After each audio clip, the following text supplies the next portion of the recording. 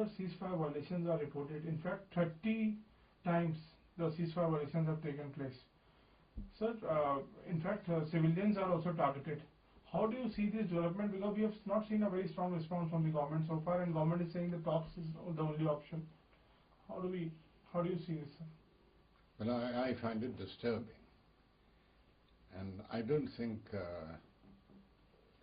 I'm not going into the numerical count of how many infringements of the LOC have taken place, but I am concerned about the reactions of the government of India.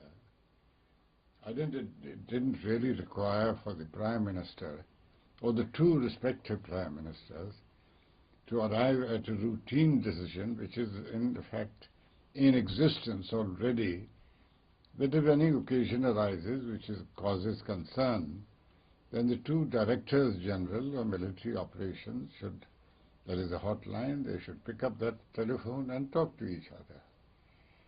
And that being offered as a kind of a solution to the problem is very naive of the government. It insults the intelligence of the citizens of India. There are really two other aspects that you must consider and weigh seriously. One is the state of morale of the armed forces generally, and particularly in the last, I don't want to quantify the time frame, but particularly of the army.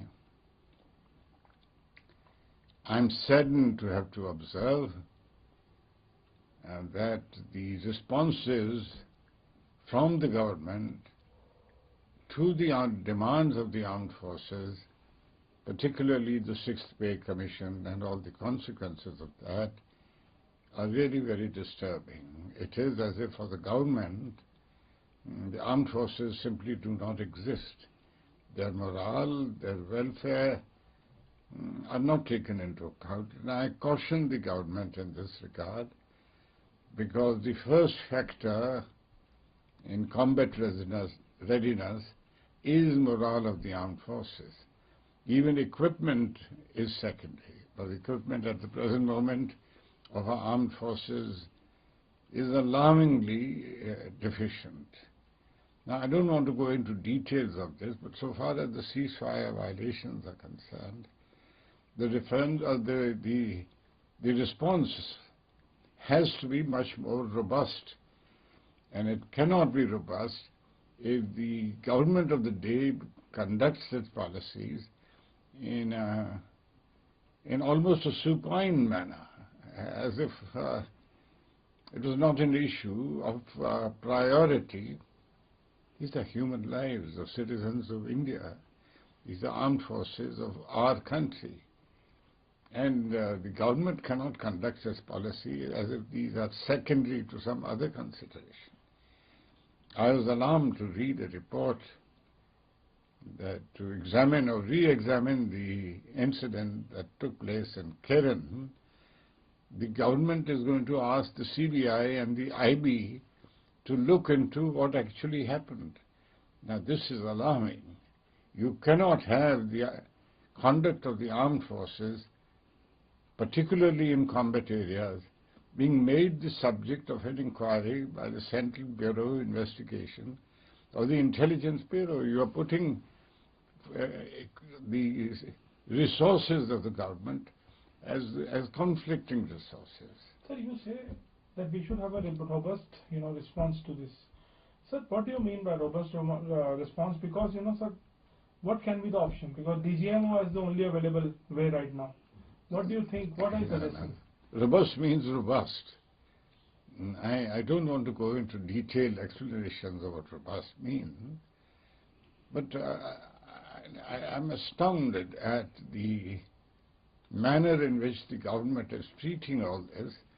And there is a factor that is, in fact, causing a great deal of damage to the morale further, which is the manner in which, if you'll forgive me, the media is treating this issue, whether it's print media or there is an impression, or visual media, there is an impression created as if the Army, Navy, Air Force They are not really worried about what happens to them or to the country's defense.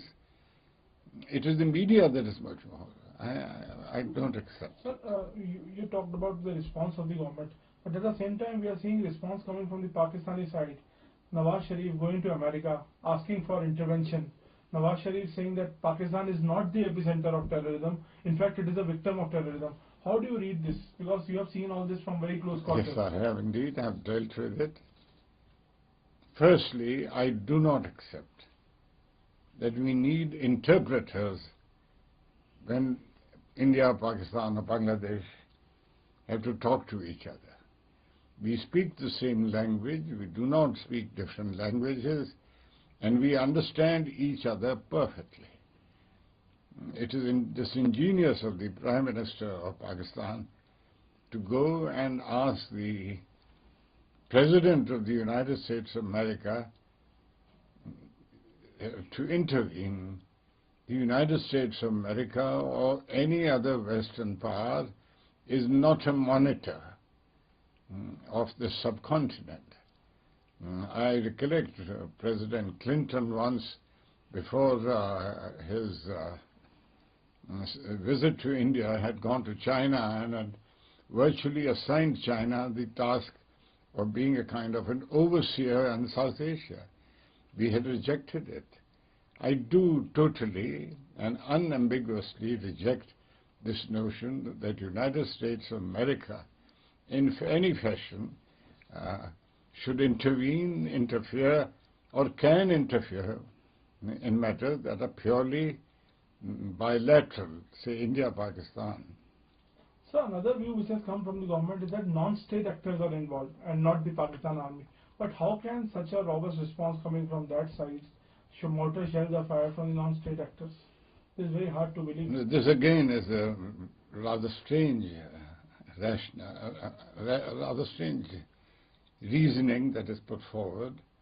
Non-state actors have perhaps come from somewhere, are today resident in the vicinity of the line of control. Therefore, whatever is happening is emerging from Pakistan. This rationale about non-state actors was earlier put forward in the bombing incident. Now, this ought to be dismissed totally. So, my last question: what is your suggestion for action? Because you have seen it very closely. So how should India proceed, with this? Because you cannot change your neighbors, as he said. No, you can't. The neighbor cannot be changed, but the neighbor needs to be cautioned. And therefore you need, I think the government of India's spine needs to be strengthened by pouring the cement of robust decision-making into that spine. Do you suggest that talks should be stopped until the action is taken against these? Now, I'm not an anti-talk advocate, because non-talks at times amounts virtually to non-policy. It's not talks that are important, it's the content of the talks, the consequences of the talks. You cannot start a talk and then submissively accept all kinds of imaginary notions. Sir, my last question, sorry for pardon me. Sir, another issue is China. Today Prime Minister is meeting the leadership in China, and in fact both the countries have signed a border agreement. So do you think this is good enough to maintain peace and tranquility, or we have to be cautious on that part also? Because so we are perhaps the only country in the world of the size that we are, which has its entire northern border undefined. The border with Pakistan is undefined. Certainly the line of control, etc., it remains indeterminate. So also the border with the People's Republic of China. I don't know the details of what agreement have been signed, but to me it is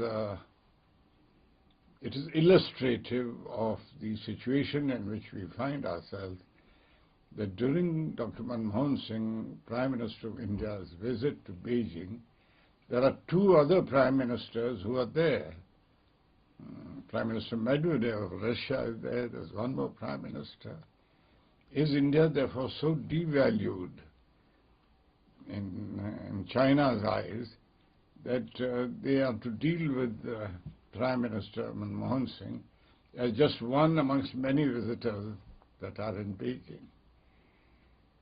I think we have sufficient experience of what to accept and what not to accept from China.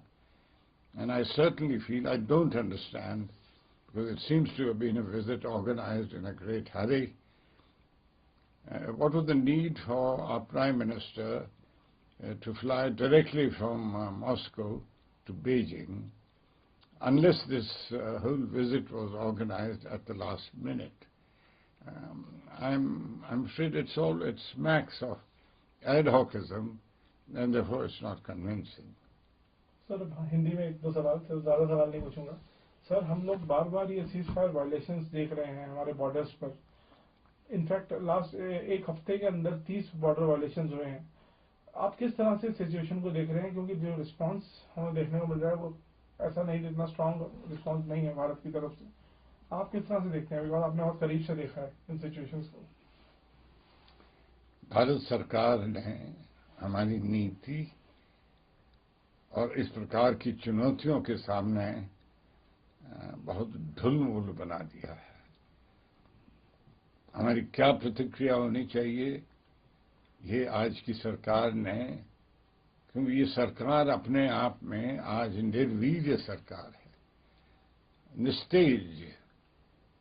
सरकार में या सरकार के कानूनों में किसी प्रकार की ताकत नहीं रहेगी तो नीचे तक वो बात फैलती है। और मुझे बहुत खेद है कि आज जो भारतीय सेनाएं हैं, चाहे थल सेना हो, नौसेना हो, वायु सेना हो, उनका मोराल बहुत भारत सरकार की नीतियों के कारण उनका मोराल बहुत लो है अभी। और ये छठे पे कमीशन से शुरू हुआ जो मामला है, वन रैंक वन पेंशन का नहीं है, कितने दिनों तक हमारी रक्षा सेनाओं की अनदेखी होती जाएगी? ये एक ही वजह नहीं है, कई वजूहत हैं जिसके कारण आज हम यहाँ पहुंचे हैं। क्या रिस्पांस होना चाहिए, मैं उसका ज्यादा विश्लेषण नहीं करना चाहता हूं, परंतु अभी जो किया जा रहा है वो तो निश्चित रूप में भारत के हित में नहीं है। सर लेकिन क्या आपको लगता है कि क्या इसका एक ऑप्शंस क्या है सरकार के पास इस समय? क्योंकि आप अपना नेबर चेंज नहीं कर सकते, जैसा आप जानते हैं, और टॉक्स के अलावा और क्या ऑप्शन हो सकता है? डीजीएम ऑलरेडी ऑपरेशनलाइज है, आपस की टॉक्स बहुत पुरानी बात है। डीजीएम की बातचीत तो मैं मुझे बहुत संकोच के साथ कह रहा हूं, पर मैं इस गली में बहुत गुजरा हुआ हूं।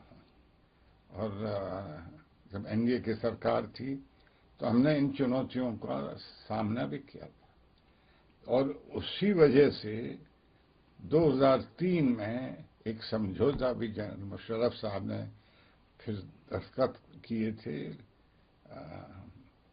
कि हम पाकिस्तान से किसी किस्म का आतंकवाद का हमला भारत पे नहीं होने देंगे। अब जो कुछ हो रहा है, ऐसा लगता है कि या तो पाकिस्तान में सरकार नहीं है, या पाकिस्तान की जो सरकार है उसका कंट्रोल नहीं रहा है। चाहे सब कंट्रोल होते हुए भी, अगर सरकारी तीसरा भी कारण हो सकता है कि कंट्रोल होते हुए फौज को उकसा रही है पाकिस्तान की सरकार। तीनों कारणों के फलस्वरूप जो कुछ हो रहा है वो बिल्कुल स्वीकार नहीं है।